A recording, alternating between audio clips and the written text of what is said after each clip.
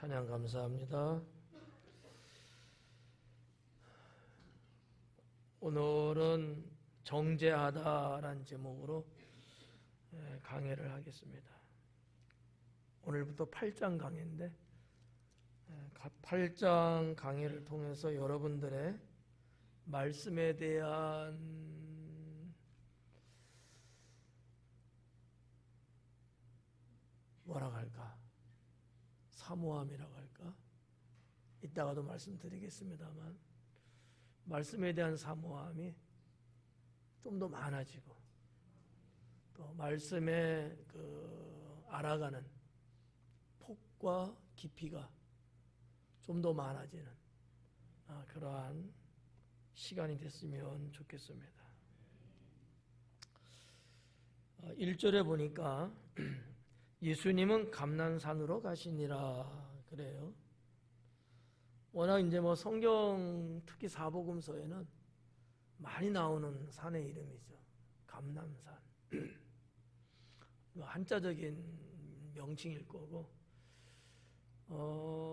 원래 이름은 올리브산 이렇게 말하는 게 아마 맞을 것 같고요. 원어적으로는 어떤 뜻이냐면 올리브 밭이 있는 산. 올리브가 뭔지 아시죠? 좋아하시는 분 손들라고 하면은 안 될 것 같기도 하고 여성분들이 좀 많이 좋아하는 편인 것 같더라고요. 왜 좋아할까? 맛있어서 좋아할까? 건강에 좋아서 좋아할까? 둘 다. 저는 먹어보는데 맛이 없더라고요. 근데 어떤 여인은 되게 좋아하더라고요. 근데 건강에는 되게 좋대요, 올리브가. 백수하려면 올리브 드시면 아마 건강하게 가지 않을까. 강미자 권사님 어떠세요? 근데 왜 남편을 쳐다봐? 이 예루살렘 동쪽에 있는 게 이제 감람산인데 여기는 정말로 올리브 나무가 많이 재배되는 그러한 이제 지역이죠. 현대 사회가 되면서는 많이 이제 건물도 들어서고 하다 보니까 올리브 나무들이 많이 이제 없어는 졌지만 그래도 여전히 그곳은 올리브 나무들이 많이 서식하고 있습니다. 예수님 사역에 있어서 이 감난산은 거론되지 않으면 안 될 정도로 아주 중요한 산으로 소개를 하고 있고요. 사실적으로 예수님은 이 감난산을 마치 집처럼 아니면 친구처럼 아주 정답게 그것을 출입을 하시면서 지내셨죠. 7장 마지막 53절에 보니까 다 각각 집으로 돌아갔다 그러잖아요. 사람들이 왜 모여 있다가 왜 집으로 돌아갔다고 제가 지난주에 말씀드렸는데 왜 그래요? 배가 고파서. 그래요? 네? 모른다고 자수 빨리 하지. 니고데모가 율법적인 문제를 거론하니까 우리가 갖고 있는 모세 율법은 그런 것 때문에 정죄하지 않는 건데 왜 당신은 제대로 말도 들어보지도 않고 왜 사실 행위를 보지도 않고 왜 예수님을 정죄하려고 하느냐 따져 묻잖아요. 그랬지 내가. 여기는 지금 전혀 처음 듣는 얘기들 같아요. 사실 율법사들도 할 말이 없는 거예요. 왜? 니고데모도 그 정도의 능력도 있고 율법에 능통한 젊은이거든요. 그러니까 집에 가자 그냥.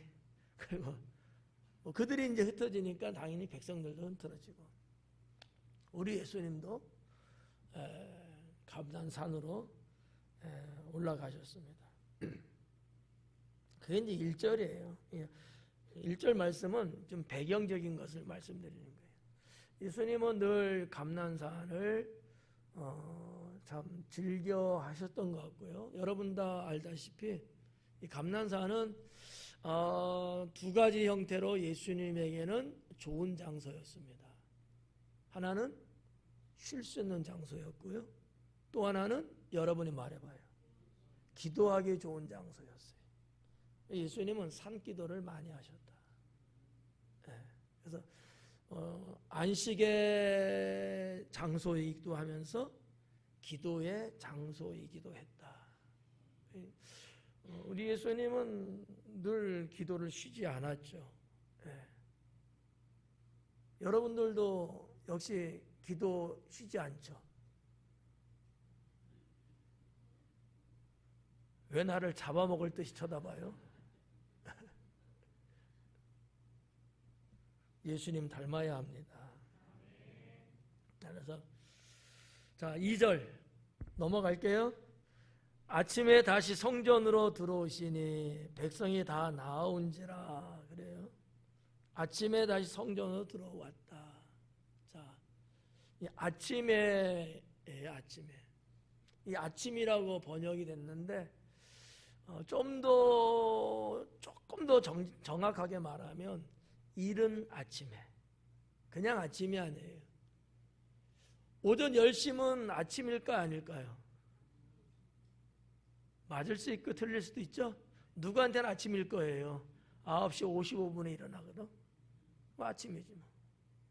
어떤 개념에서는 넓은 의미에서 아침은 우리나라적으로 점심 이전에는 아침이라고도 말해요. 근데 이게 좀 웃기잖아요. 근데 실제적으로 유대 사회에서는 아침을 어떻게 볼까요? 해가 뜨면서부터 아침이거든요. 우리는 해가 뜨면서는 뭐죠? 새벽이라고도 이야기해요. 근데 누구에겐 그게 아침인 거예요. 그죠?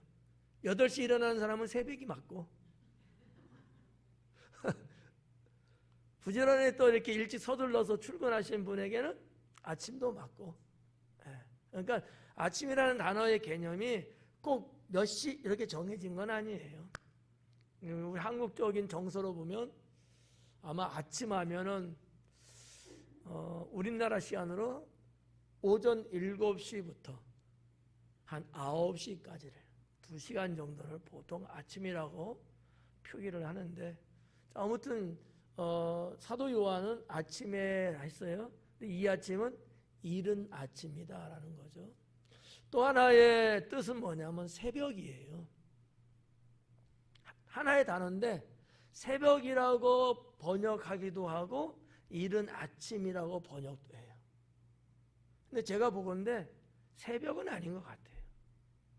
예수님만 홀로 성전에 갔다면 맞을 수도 있어요. 근데 여기에 유대 백성들도 그 시간에 나온 거예요. 그걸 봐갖고는 새벽은 아닌 것 같아요. 그러면 이른 아침, 동이 트고 사람들의 일상의 삶을 시작하는 그 시간대 정도, 그게 대략 6시에서 6시 반 정도. 유대인들은 그렇게 일찍 시작하죠. 왜냐하면 일찍 해가 지거든요. 그래서 유대인들의 그 고대 사회에 그 유대 백성들의 그 삶의 어떠한 그 시간의 개념은 한 12시간 정도 이렇게 활동하는 정도로 봅니다. 뭐 옛날 얘기잖아요. 무슨 뭐 바깥에 불이 있는 것도 아니고. 그러니까 어두워지면 그 하루를 종료를 딱 해요. 그리고 집에 들어가고 일터에 있다가도 그 밤 시간은 뭐 좀 지내겠죠. 불이 그렇게 없는 시대니까 있긴 있지만 그걸 이제 일찍 주무시고, 그러니까 또 일찍 일어나고, 이런 어떠한 하루의 생태를 볼 수 있습니다. 이른 아침에 다시 성전으로 들어오시니 그래요. 들어온 거예요? 들어간 거예요? 잘 생각해 봐요. 사도 요한이 들어왔다라고 했어요. 그죠?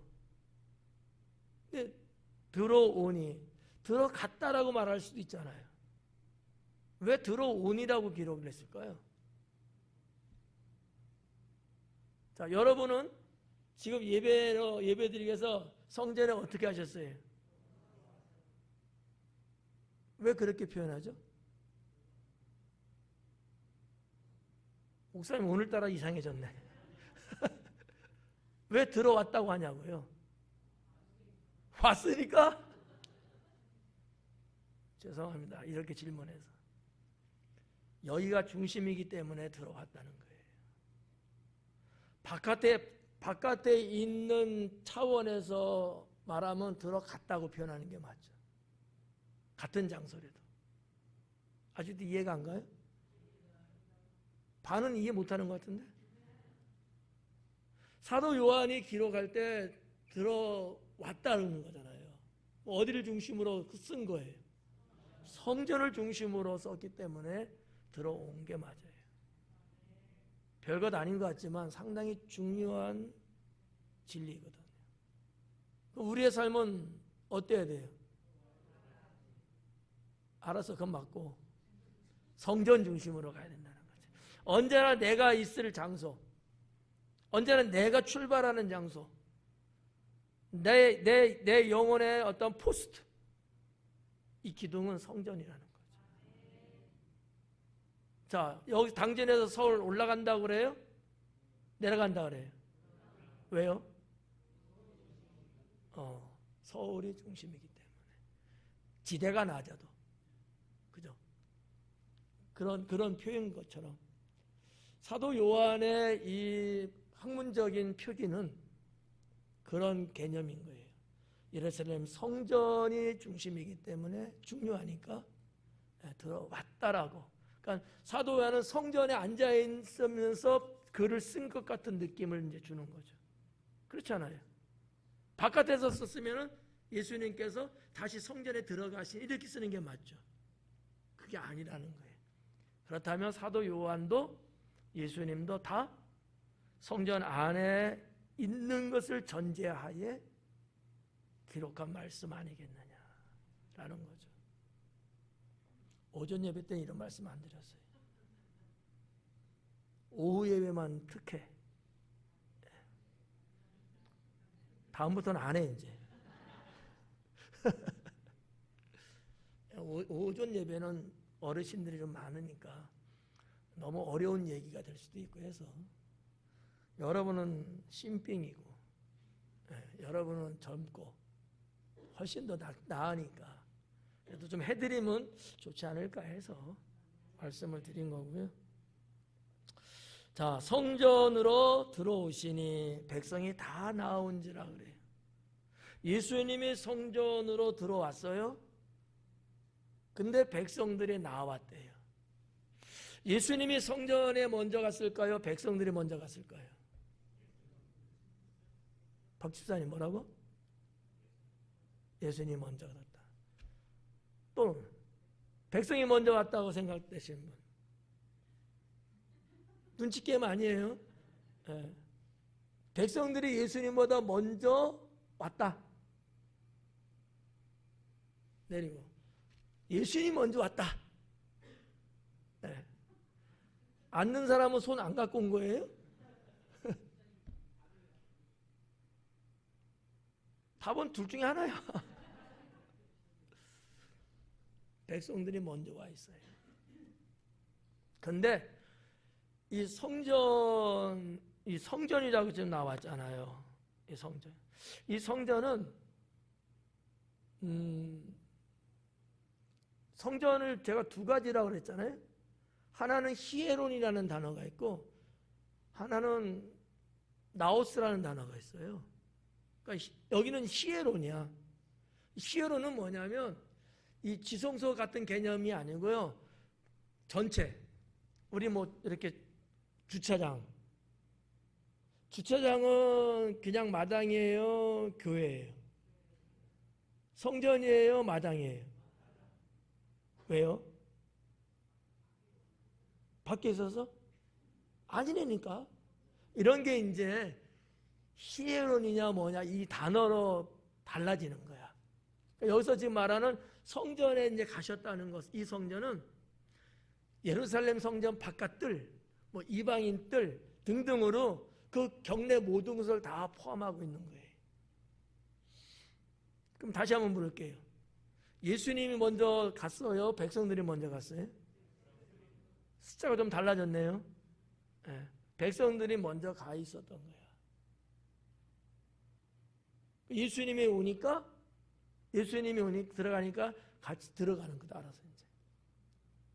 근데 사도 요한의 좀, 의도는 예수님을 구심점으로 기록을 한 것 같아요. 근데 내용을 들여다보면 이미 백성들은 와 있었던 거죠. 그럼 왜 백성들이 그 이른 아침에 왜 와 있는 거예요? 말씀을 들으려고. 맞아요. 그만큼 사모함이 있었다는 거죠. 예수님의 말씀은 당대에 찾아보기 어려운 진리였습니다. 유대 백성들이요, 평생에 한 번도 들어보지 못한 말을 나사렛 예수는 하고 있었다는 거죠. 어떤 선지자도, 물론 선지자도 없지만 어떤 선지자도 이와 같은 말을 한 적은 없다라고 그 당시에 유대 백성들은 생각했어요. 이거는 제가 하는 얘기가 아니고 예수님 그 당시에 태어났었던 유대의 역사학자 요세푸스가 그렇게 기록을 했다는 거죠. 요세푸스는 AD 37년에 태어나서 한 100년 정도, 100살 산 게 아니고 100년까지 살았습니다. 그러면 한 63년 정도 살았다는 얘기죠. 그러니까 예수님 그 당시서부터 초대교회 그 시대까지는 유대의 역사학자 요세푸스가 살아있었고 유대에 대한 것을 쭉 책을 썼어요. 그래서 유대사가 있고 유대 전쟁사 크게 이렇게 두 가지가 있거든요. 양도 좀 많습니다.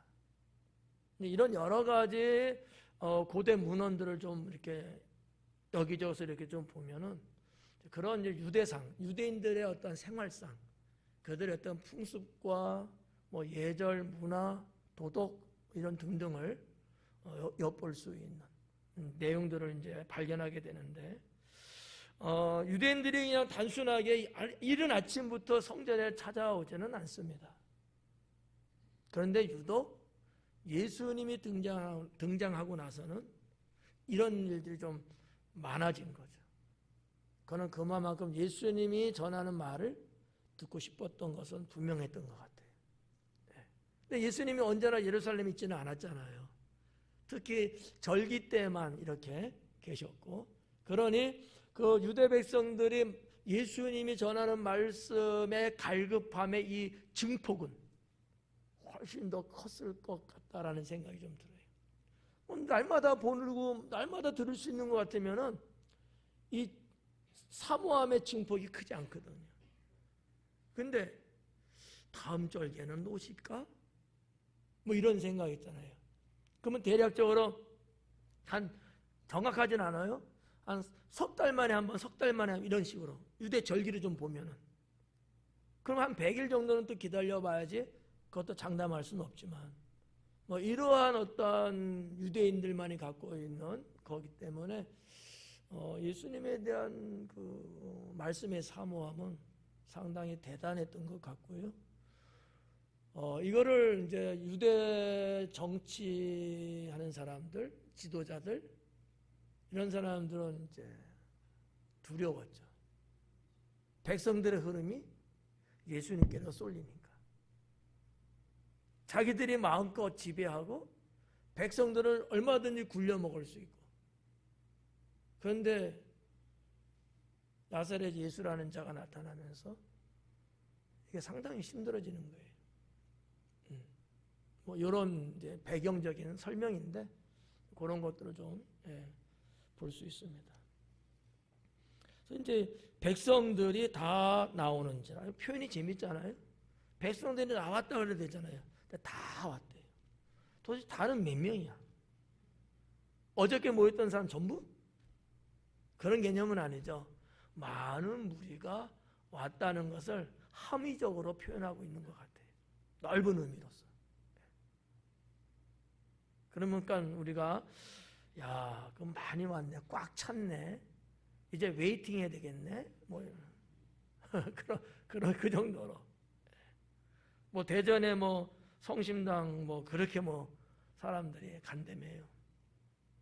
줄 서갖고 뭐 심할 때는 막 한두 시간씩 기다려야 된다며. 그런다 그러더라고요. 누구 같으면 안 가요. 인파가 그만큼 많은 거죠. 예수님도 아마 예루살렘 성전이나 뭐 성전 마당 뭐 히에론을 봤을 때도 거기 다 들어갈 수 있는 인원은 한계가 있거든요.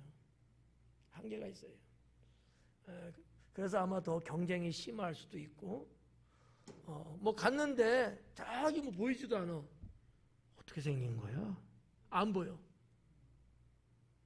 근데 그 나사렛 예수라는 자를 보고 싶고, 마이크 안 썼잖아요 그때. 육성이잖아요. 좀 자세히 듣고 싶고 하면 어떻게, 언제 가야 돼요? 더 일찍 갈 수밖에 없는. 이런 부분들을 우리가 한번 좀 생각해 보시면 우리도 여기서 주는 영적 교훈이 있지 않을까. 그죠? 여러분은 일찍 와요, 늦게 와요? 제 시간에 와요? 일찍 오시죠? 왜요? 하여튼 이유는 다양해. 습관이 돼서 그럴 수도 있고, 사모함이 있어서 그럴 수도 있고, 늦게 가면 누가 내가 앉았던 자리에 앉으니까 그럴 수도 있고, 늦게 가면 주차할 데가 부족하니까 그럴 수도 있고, 다양은 하지만 어쨌든 예수님 시대의 유대 백성들의 예수님을 향한 믿음이 있었던 건 아니에요. 그죠? 근데 신기한 사람인 거잖아. 정말 어떻게 보면 좀 신박하고 경이롭고 궁금하고. 그러니까 예수님을 향한 믿음, 뭐 메시아라는 믿음, 그가 하나님이라는 믿음, 이런 믿음은 거의 없다고 봐야 돼요. 단지 하나, 평생 들어보지 못한 진리를 전하고, 들을 때마다 우리의 답답함을 풀어주고, 우리의 답답함, 또 우리의 궁금함도 풀어주고, 이런 거잖아요. 그러니까 예수님의 말씀의 그 내용을 크게 둘러 나누면 하나는 하나님 나라예요. 하나는 이 땅에 살아가는 삶에 대한 얘기거든요. 근데 그 누구도 그 시대는 이런 얘기를 안 해줘요. 안 해요. 예수님보다 먼저 왔던 그분이 누구죠? 세례 요한. 세례 요한은 하나님 나라나 생활에 대한 부분들을 전했을까? 안 했다고 고개를 설레설레하면 어떻게 해? 나중에 세례 요한 어떻게 보려고? 하긴 했는데 핀트가 안 맞아요. 세례 요한은 선지자적 차원에서 복음을 전했어요. 무슨 얘기예요? 당시에 종교 지도자들이나 바리새인들의 죄에 대한 것을 지적하는 선포를 했죠. 예수님도 그러셨어요. 그러나 예수님의 초점은 그것보다 더 하나님 백성들의 삶에 대한 이야기를 해주셨어요. 생명과 윤리에 대한 말씀들. 이게 좀 달랐다는 거죠. 그러니까 아무튼 뭐 유대 백성들의 상당히 매력을 느꼈던 것 같아요. 그러니까 일찍 가는 게 이해가 간다 그러면.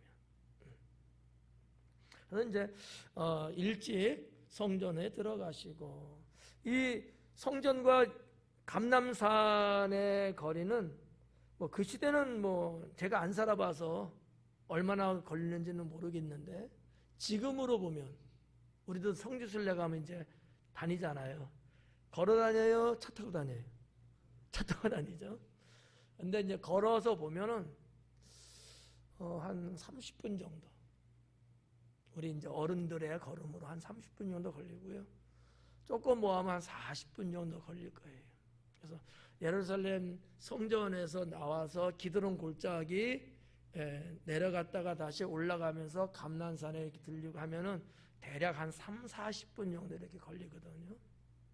벳바게 쪽으로 넘어가는 그쪽으로 좀 더 올라가면 조금 더 걸리겠죠.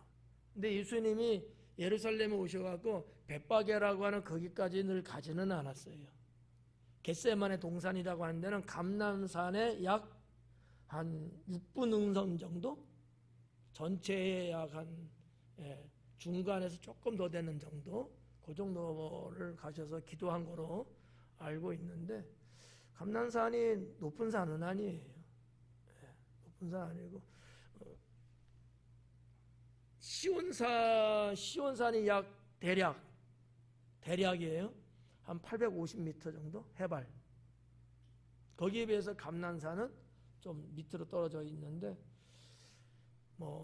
모르겠네요. 재보진 않았는데 아마 한 3, 400m 정도 그 정도 되지 않을까 이렇게 이제 봐준. 어쨌든 그 길을 이제 저녁에 이제 갔다가 다시 이른 아침에 이제 성전으로 이제 왔다, 그런 얘기를 요한은 이제 기록한 거죠. 자, 여기 보니까 2절에 나아오는지라 앉으사 그들을 가르치시니 그래요. 성전에 들어오셔갖고 앉으사 가르쳤다 이렇게 말하잖아요. 그럼 예수님은 어느 장소, 성전에서 가르치는 건 분명한데 성전에 어디였을까라고 하는 거죠. 중요한 건 아니에요. 알고 싶지도 않죠. 아마도 이방인의 뜰 정도 되지 않을까. 지성소가 아니라, 지성소가 나우스가 아니고 누구나 다 들어올 수 있는 마당. 좀 공감돼요? 예수님은 말씀에 의하여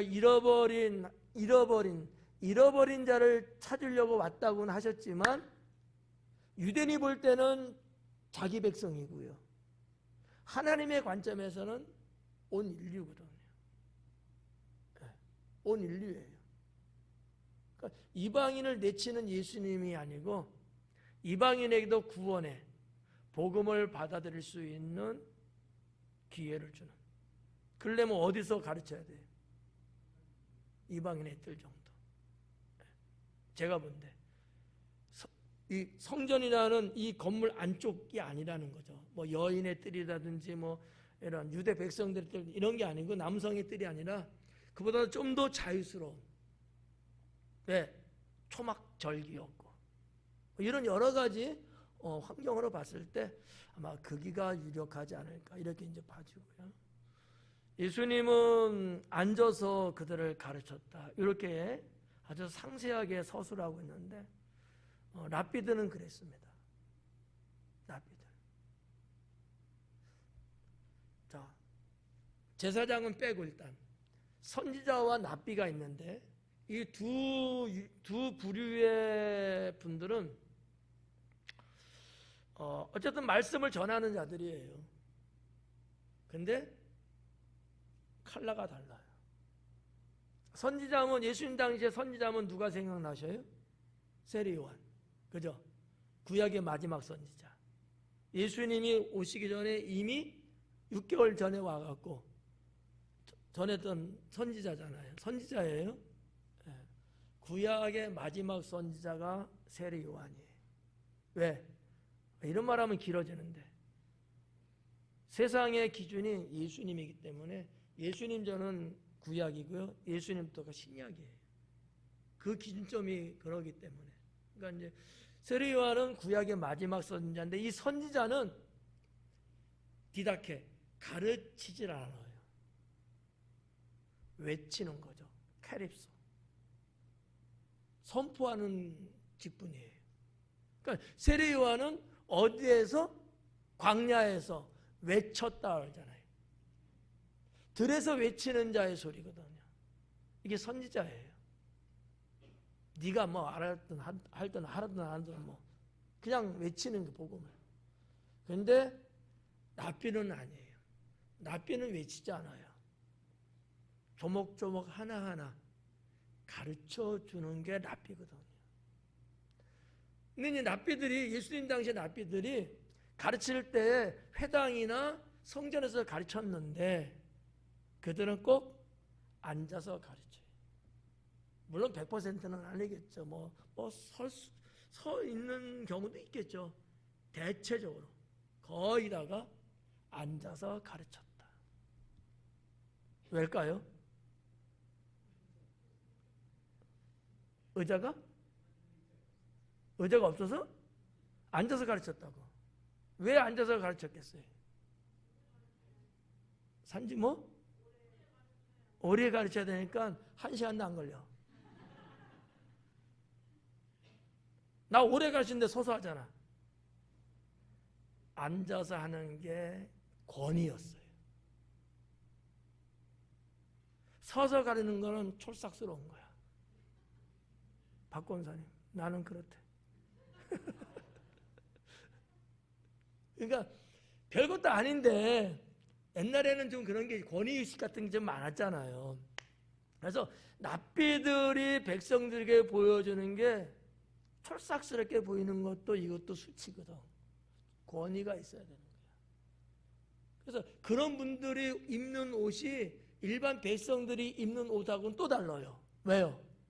눈으로 딱 보여주면서 권위를 내세우고, 그게 왜 필요하죠?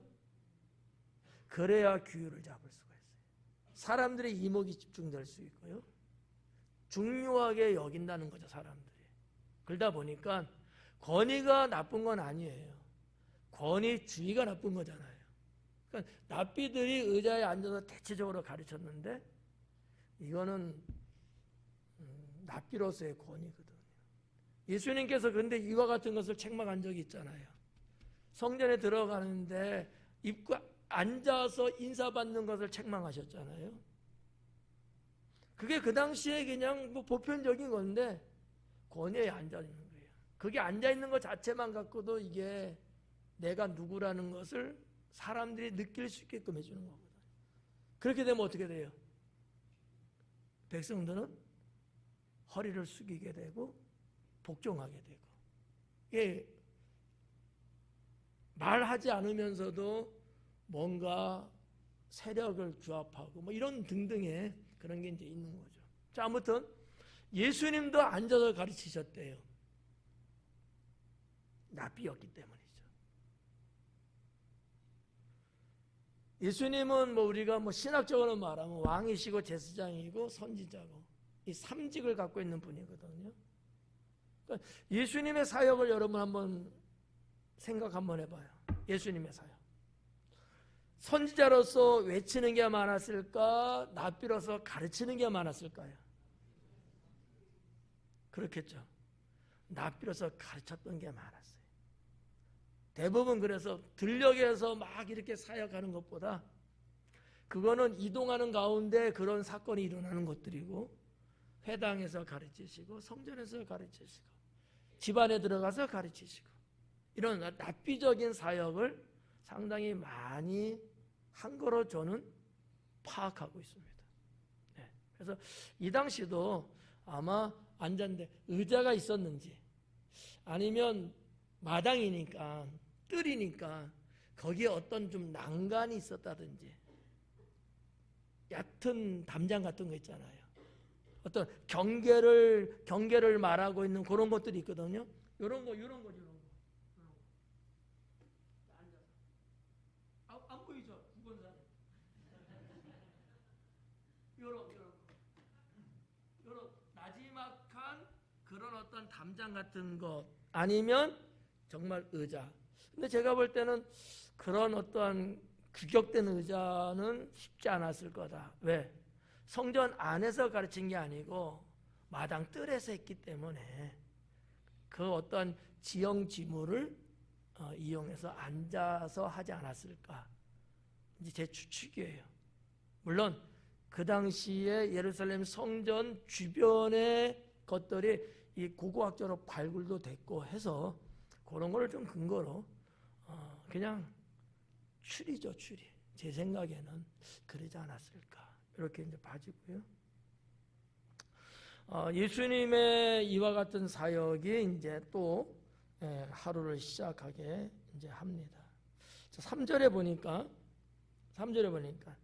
서기관들과 바리새인들이 음행 중에 잡힌 여자를 끌고 와서, 오늘 이 8장 초반에 있는 내용은 이 간음하다 잡힌 여자에 대한 문제를 사도 요한이 지금 쓴 거고, 거기에 대한 것을 서기관과 바리새인들이 제시하고 예수님이 여기에 대한 답변을 꺼내는 이런 구조로 이제 되어 있거든요. 서기관과 바리새인들, 이들은 어떠한 사람들일까? 이분들은 율법에 능통한 사람들이에요. 맨날 밥 먹고 하는 게 그거밖에 없을 정도로 그냥 앉아도 율법. 잠꼬대 해도 율법. 아주 정말 율법에 능통한, 요즘 말로 말하면 엄청난 석학들이죠. 단순한 박사 정도가 아니에요. 아주 어마어마하게 모세 율법을 연구하고 계속해서 암기하고 탐미하는 그 정도 수준의 아마 사람들이었을 것이다. 백성들에게 그래서 가르치거든요. 그리고 그 율법적인 것들, 백성들의 생활에서 드러나고 있는, 문제되고 있는 어떤 율법적인 문제를 계속해서 또 책에다 또 기고를 쓰고, 언제나 삶이 그거였어요. 그러니 뭐 당연할 자가 없지 않을까요? 그런가. 아마 서기관 이들에게 율법을 논한다는 것은 번데기 앞에 주름 잡는 정도? 그 정도 되지 않을까. 요 말을 기억하고 계셔야 돼요. 제가 그냥 하는 얘기가 아니고 다 쓸 때가 있어서 먼저 이렇게 초를 발라놓는 거거든요. 자, 음행 중에 잡힌 여자를 끌고 왔대요. 그리고 가운데 세웠고요. 헬라 성경에 보면 이 부분이 이제 기록됐는데 조금 어순이 조금 좀 다르죠. 헬라 성경에서는 요 하나의 문장을 3개 문장 정도를 이렇게 해서 조금 이렇게 좀 어순이 바뀐 거예요.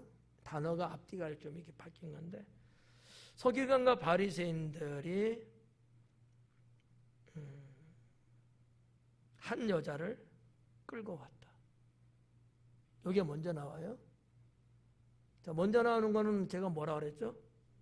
가장 중요한 거기 때문에. 그러니까 뭐가 중요한 거예요? 한 여자를 끌고 온 거예요. 어떻게 보면은 율법에 대한 문제가 더 중요하죠. 근데 사실은 그들의 직업상 그게 맞는데, 예수님을 책 잡으려고 하는 데 있어서는 그게 그렇게 중요한 것은 순서가 좀 밀려요. 여인을 이용해서 뭔가 수를 꾸미는 거죠. 그래서 한 여자를 끌고 왔다. 그 여자는 간음하다 잡힌 여자다 라는 거죠. 한 여자를 끌고 왔어요. 이 여자가 누구야? 간음하다 현장에서 잡힌 여자야. 근데 그 여자를 예수님 앞에 백성들이 있는 그 가운데다가 세우는 거예요. 이렇게 문장이 구성되어 있거든요. 근데 이제 우리 성경에 이게 그냥 스무스하게 자연스럽게 이렇게 읽을 수 있도록 써놓은 거죠. 3절에는 이제 음행 중에라는 단어가 나오고 4절에는 간음하다가 이렇게 나와요. 근데 사실은 음행 중에가 아니고 간음 중에, 현장에서 체포한 거예요. 음행과 간음은 다르죠. 음행은 남잡한 거예요. 음탕한 거고요. 이런 개념인데 간음은 다르죠. 간음이라는 말은 결혼한 사람이, 남자든 여자든 결혼하니까 배우자가 있잖아요. 결혼했는데 배우자가 아닌 이성하고 정을 통한 거야. 정사를 저지른 거예요. 그게 간음의 개념이거든요. 그래서 헬라 성경에도 이걸 가리켜서 모이케이아라는 단어를 썼어요. 모이케이아. 이건 분명하게 간음이에요. 조금 뭐 부드럽게 번역을 했는 건지. 그래서 음행이라는 말보다는 좀 더 간음이라는 게 훨씬 충격적인 측면에서는 맞지 않을까. 끌고 왔죠. 4절에 예수님께서 말하되 선생이여 이 여자가 간음하다가 현장에서 잡혔나이다. 자, 이제 모세율법에 보면은 이렇게 실제적으로 간음한 사람은 돌로 쳐 죽이는 게 신명기 22장에 기록이 돼 있어요. 근데 예수님은 지금 이 곤란함에 빠진 거예요. 돌로 쳐 죽이라고 말하기도 그렇고, 아니야, 그러면 안 되지, 살려줘, 이렇게 말하기도 그렇고. 서기관은 예수님이 무슨 말 하기를 원했을까요? 에? 돌로 쳐, 이렇게 이 말을 듣고 싶었을까요? 아니면 죽일 순 없지, 이렇게 말하길 원했을까요? 죽일 수 없지, 이렇게 말하고 싶은 거냐. 그래야지만 예수님의 흠이 생기는 거거든. 근데 사실 예수님이 돌로 쳐 긁지는 않잖아요. 우리가 여기서 하나 이 예수님의 간음에 대한 마음, 어떤 정체성은 뭐냐면 음욕을 품는 자마다 간음했다 그러거든요. 모세율법은 실질적으로 간음해야 간음인 거예요. 근데 예수님은 실제는 안 했어. 그런데 이성을 보고서 음란함을 가진 거야. 마음으로 생각한 거야. 그것도 간음이다. 이렇게 말씀했잖아요. 더 센 거야, 예수님이. 더 센데 예수님한테 그런 대답을 원했던 거야? 이게 좀 안 맞죠, 사실은. 그럴 줄 몰랐을 거예요. 우리 예수님이 보는 성에 대한 개념이 그렇다라는 얘기죠. 상당히 강렬합니다. 그래서 오늘 크리스찬들은 정말 이 성이 무너져 있는 이 오늘날 이 시대에 어느 때보다도 이런 부분들을 더 선을 잘 지킬 수 있는, 안 지키려고 지금 작정하신 거예요? 내 배우자에 대한 최소한의 예의일 수도 있고, 하나님이 부부로 짝지어진 것에 대한 창조 섭리에 순종하는 것이기도 하고, 상당히 중요하게 여겨요, 예수님은. 이 말씀이 복음서뿐만 아니라 이러한 성경적인 윤리에 대한 문제가 신약성경 요한계시록 이르기까지 쭉 연결이 나가거든요. 그만큼 중요했다는 얘기죠. 뭐 여러분 알다시피 야곱 시대 때도 딸 디나가 강간을 당하잖아요. 거기에서 오빠들이 복수를 하고 뭐 이런 장면들이 나오고, 또 지파들의 또 삶 속에서 한 여인을 또 그렇게 난도질을 하고, 거기에 대한 나머지 11지파가 복수를 단행하고.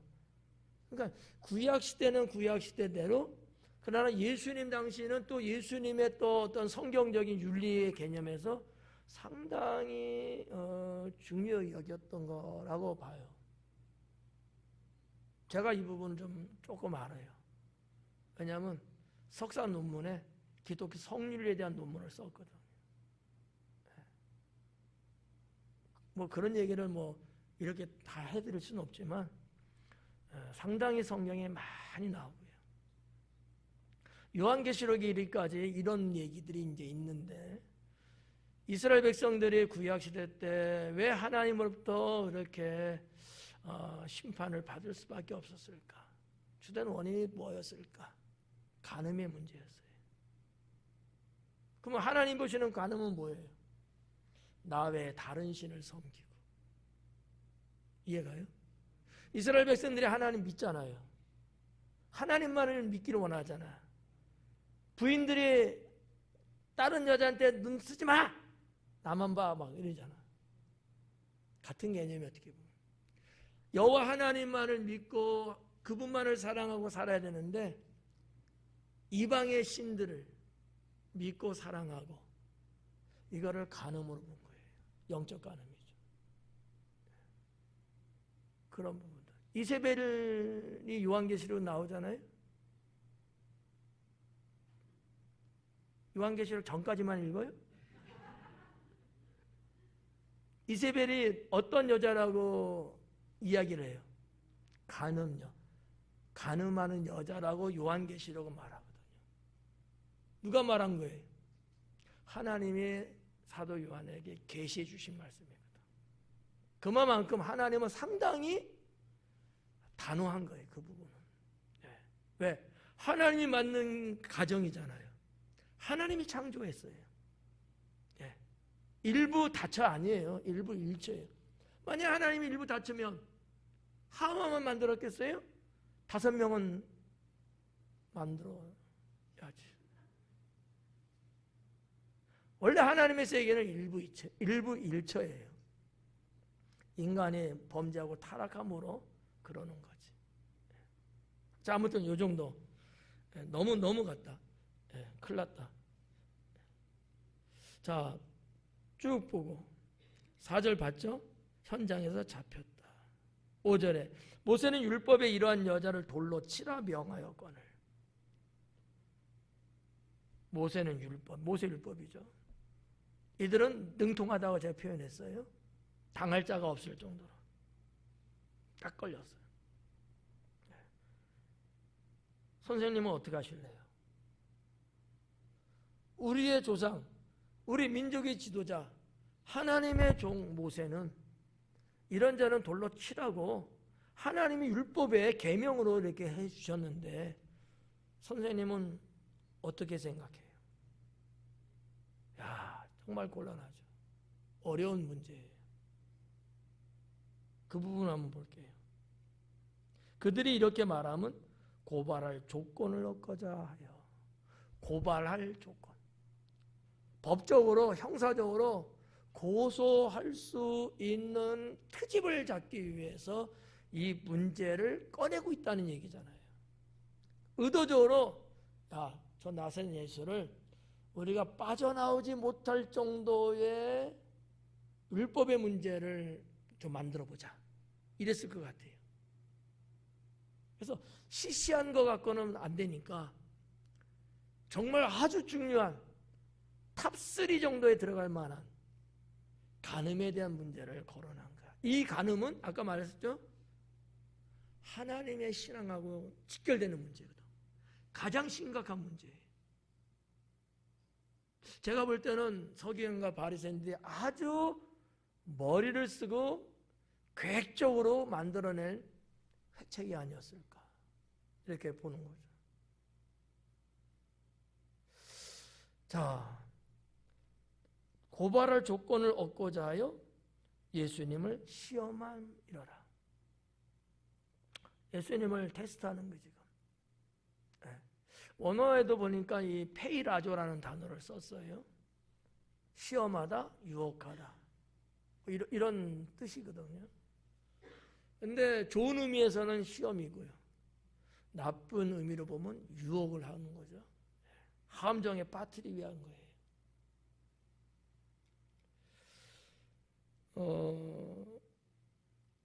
예수님이 그랬을 때 6절이에요. 예수님께서 몸을 굽히사 손으로 땅에 쓰시니. 손으로 땅에 썼대요. 뭐를 썼을까요? 에? 다들 그렇게 생각하죠. 뭐 썼는지 아무도 몰라요. 그거는 주님이 하신 말씀이거든요. 근데 예수님이 이들의 말 듣고 허리를 굽혀갖고 땅에다 뭔가 이렇게 썼어요. 원어에도 보면은 그라페라는 단어를 썼거든요. 사도 요한은. 그는 고대 사회에 2가지 의미로 번역을 했어요. 기본적인 건 쓰다가 맞는 거고요. 반대로 그리다라는 단어로도 번역을 해요. 근데 하여튼 뭘 썼는지는 몰라요. 쓰긴 썼어. 그린 건지 쓴 건지. 여러분 초대교회 시대 때 초창기 때 그리스도인끼리 서로 암호를 주고받는 문양이 있었죠. 물고기. 그 어디다 했대요? 성경적으로 보면 땅에다 역시 그렸어요. 그렸어요? 썼어요? 그렸어요? 제가 볼 땐 썼어요. 물고기라는 형체로 보면 그린 게 맞아요. 근데 그 물고기가 암시하고 있는 거, 그걸 봐갖고는 쓴 거예요. 물고기는 글자예요. 예수 그리스도는 하나님의 아들이시고 구세주라는 말이거든요. 그렇게 놓고 보면 쓴 거예요. 물고기를 보면 그린 거죠. 이런 개념. 그러니까 오늘날 현대 사회에서 구별하는 거하고는 좀 고대 사회는 좀 달랐다. 이렇게 이제 볼 수 있죠. 상형 문자는 쓰는 거예요, 그리는 거예요? 그죠? 그림이잖아, 막. 근데 그들의 글이거든요. 그런 개념. 이해가세요? 예. 끄떡끄떡 하셔요. 그래야지 졸음도 멀리 가고. 자, 하여튼 예수님이 몸을 굽히사 손가락으로 땅에 쓰시니 그래요. 그들이 묻기를 맞이 아니하는지라. 썼는데 묻기를 맞이 아니한대요. 이경희 집사님 이거 한번 번역해봐요. 묻기를 맞이 아니한다. 무슨 얘기예요? 에? 알았어. 에?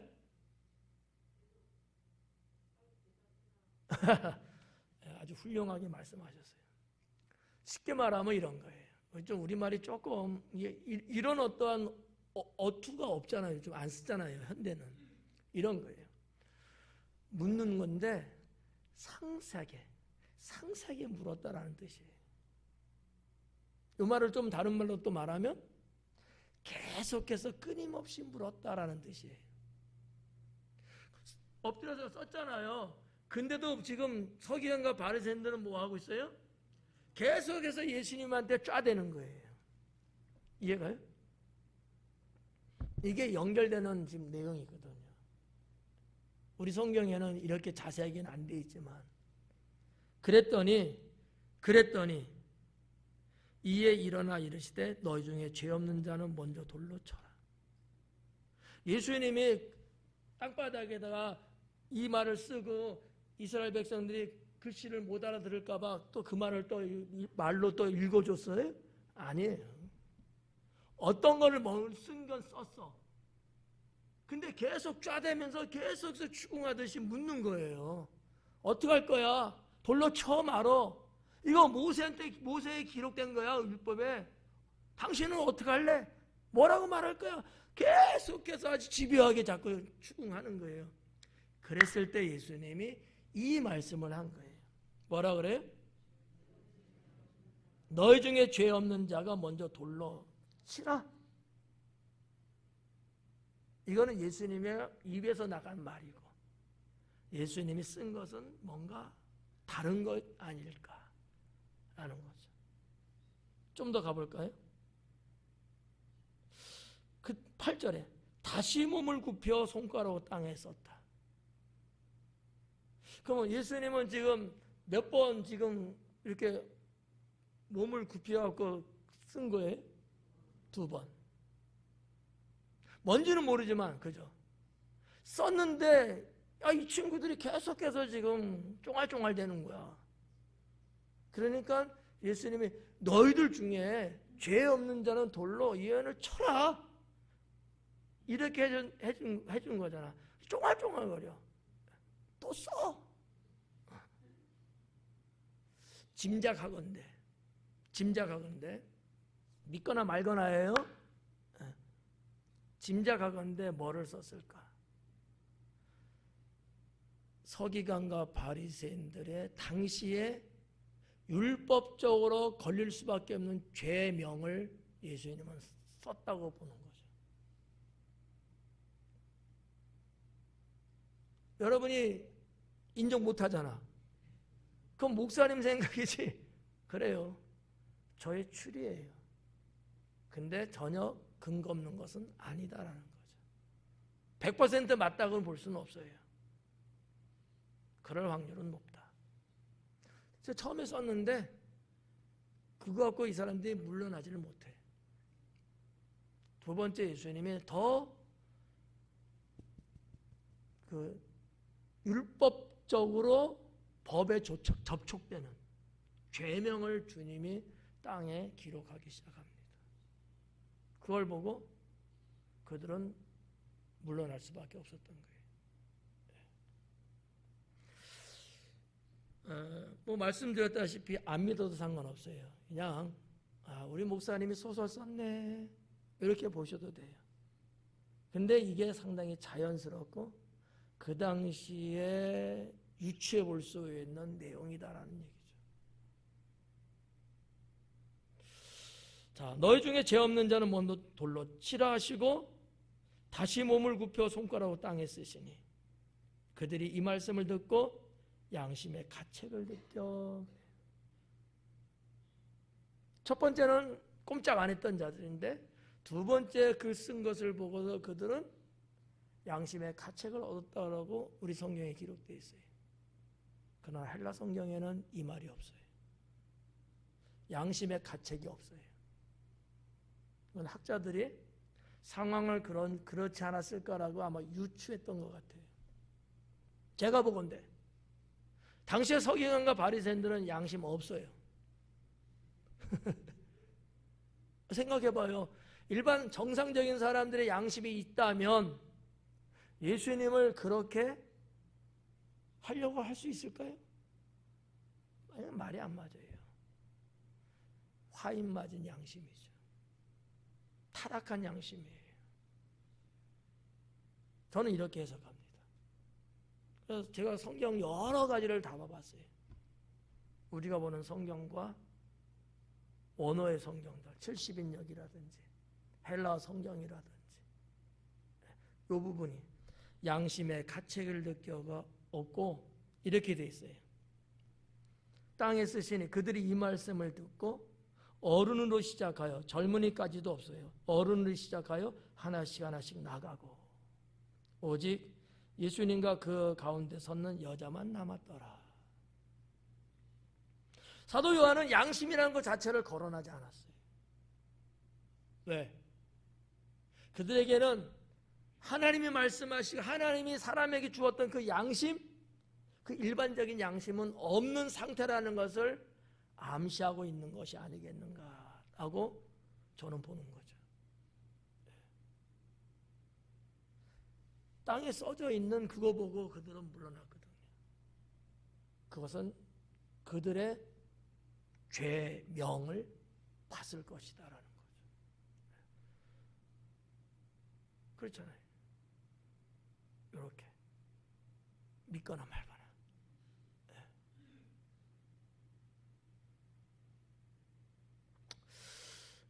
10절 보면 예수님께서 일어나사 여자 외에 아무도 없는 것을 보시고 이르시되 여자여 너를 고발하던 그들이 어디 있느냐? 너를 정죄한 자가 없느냐? 라고 말씀하십니다. 자, 여기에서 여자여, 그죠? 여자여. 그냥 단순한 여자를 향해서 여자라고 말한 건 아니고요. 이 귀나이라는 단어를 사도 요한은 썼는데 이 귀나이는 결혼한 여성을 말할 때 쓰는 용어거든요. 그러면 현장에서 가늠하다 잡혀온 여자는 뭐예요? 결혼한 여자예요. 결혼한 여자인데 다른 배우자가 아닌 다른 남자하고 음행을 한 거거든요.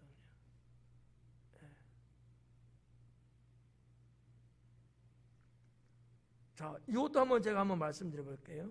여자여, 그들이 어디 있느냐? 너를 고발하던 이게 없고 그들이 어디 있느냐? 근데 그들이 누구예요? 이 여자들 고발한 자들이거든요. 근데 이렇게 하면은 이제 성경을 읽는 독자들, 성도들이 훨씬 부드럽죠. 무슨 말인지 좀 더 알아볼 수 있으니까. 근데 고대의 언어는 그렇게 기록이 안 되지만 그들은 그 말이 무슨 말인지 알아들어요. 우리가 말하는 철자, 토시 다 맞춰갖고 하나의 문장을 뭐 주어, 동사, 목적어, 간접 목적, 직접 목적 뭐 이런 식으로 다 까매쳐서 돼 있지 않아요. 고대 언어는.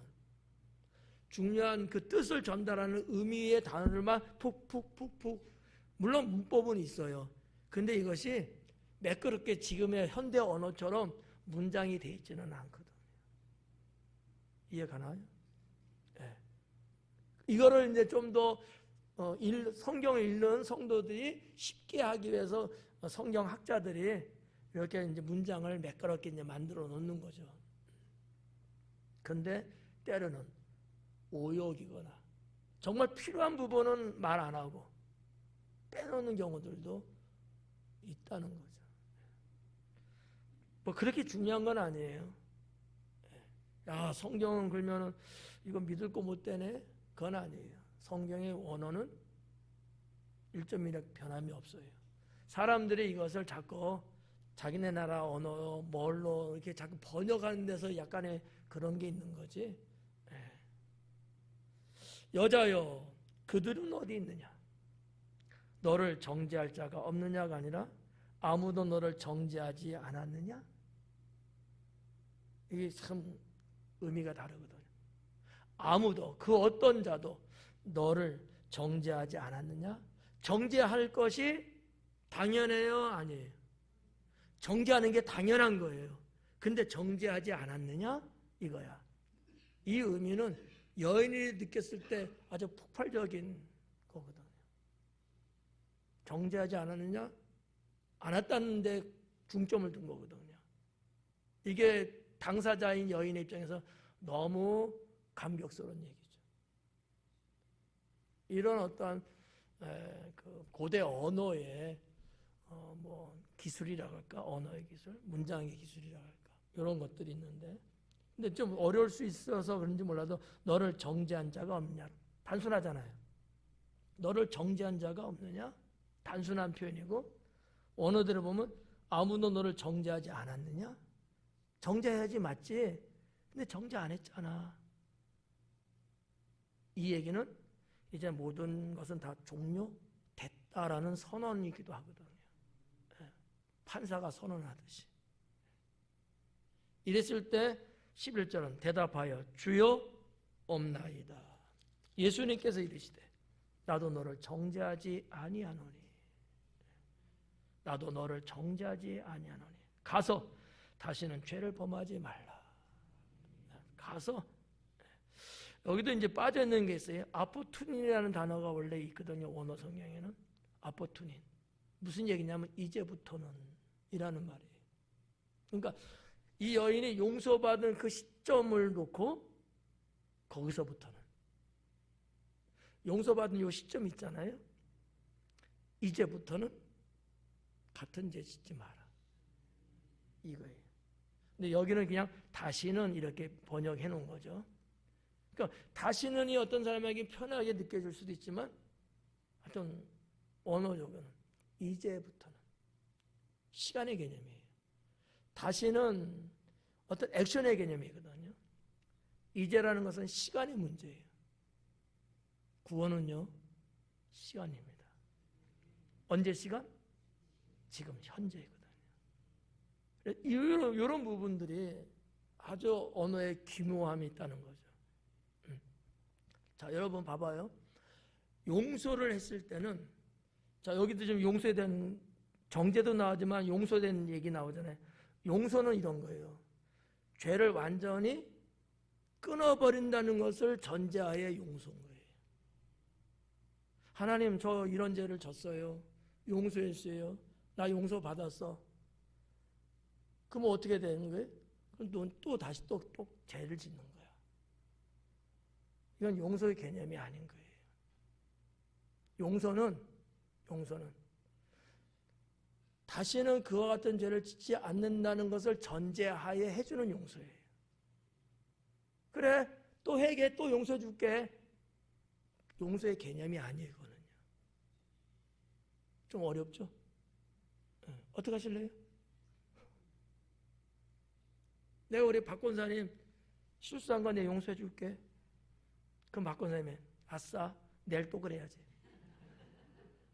이러라고 용서한 건 아니거든요. 다시는 이제부터는 이 시간 이후부터는 그런 거 하면 안 된다는 것을 약속할 거야? 박 권사님 약속할 거예요? 이래서 용서받는 거거든. 요 의미를 여러분들이 조금 하시면 뭐 10번 죄질 거 한 반 정도는 줄지 않을까요? 네. 이런 게 이제 강해의 이제 기술이죠. 묘미죠. 오늘 11절까지.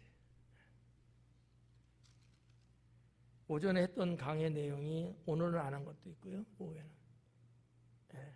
또 한 것을 또 안 한 거기도 하고 안 한 걸 또 하기도 하고 여러분의 상태에 따라서 였다 뺐다 기도하겠습니다.